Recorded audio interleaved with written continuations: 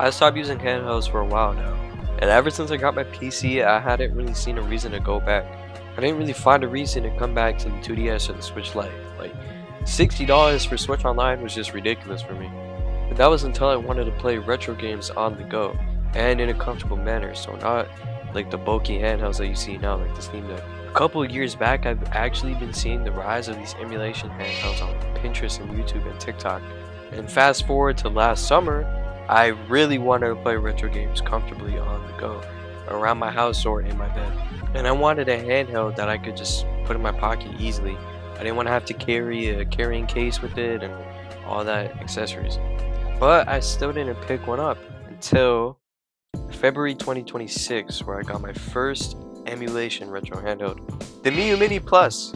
Now I love original hardware, but every YouTuber I've seen that talked about these consoles and everything had a Miyoo Mini, and everybody was praising it. So I was really curious, and I decided why not just pick one up.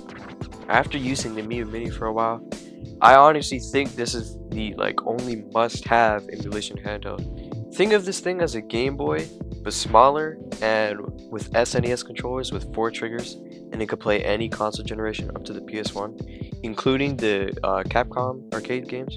I've been taking it with me almost any time I go out, and it's honestly great to just turn on and have the game already waiting for you. So it's obviously good for small amounts of playtime, like 5 to 10 minutes, but it's also comfortable enough for longer play sessions as well.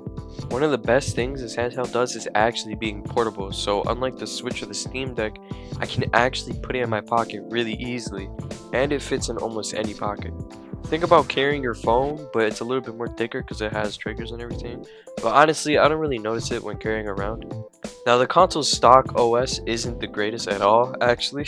As soon as I got the console, I didn't even bother trying any games on the stock OS. I just immediately installed Onion OS.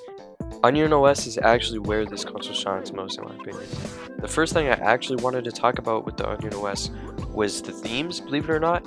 But honestly, once you download Onion OS, right off the bat, there's already so much themes to choose from that are really cool and also really simple. But there are also community themes as well if you do want that. And a lot of them are nice. I have like 50 of them installed. Other cool features about Onion OS is there's a tracker to track your time and how much time you put into these games, and there's also a game switcher. So if you press a little button in the middle once, you could switch between games almost instantly, and you could start from where you last saved, which is honestly the coolest thing about this thing. Now if you are looking to play Dreamcast or GameCube games or anything onward, this is not the console for you because it's not powerful enough to run those games, which honestly makes sense. But if you do want to play NES up to the PS1, then I think it's an amazing console. The screen is really vibrant and it has these deep, rich blacks. And I thought it was an OLED screen when I turned it on, but it's actually an IPS.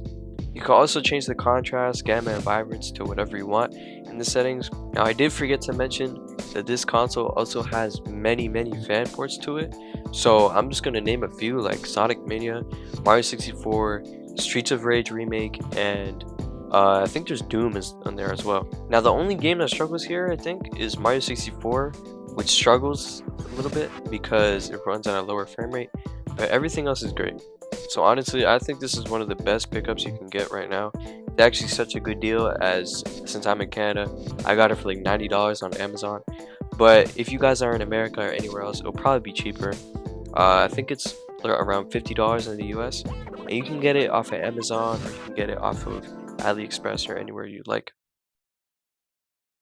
Now I know this video was shorter, but I hope you guys did enjoy. In the next video I should be talking about the 3DS, but I'll probably post more like smaller videos like this, just talking about random things. Now if you want to help me reach 1,000 subscribers, then please like and subscribe and push this video out because it would help a lot and I would really appreciate it. So I hope you guys have a great day and I'll talk to y'all later.